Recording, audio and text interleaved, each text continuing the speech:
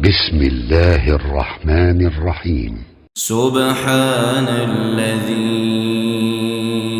أسرى بعبده ليلا من المسجد الحرام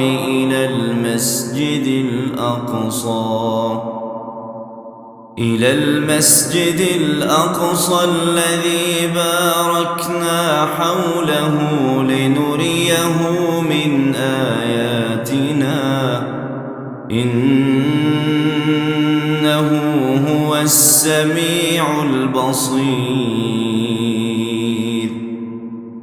وآتينا موسى الكتاب وجعلناه هدى لبني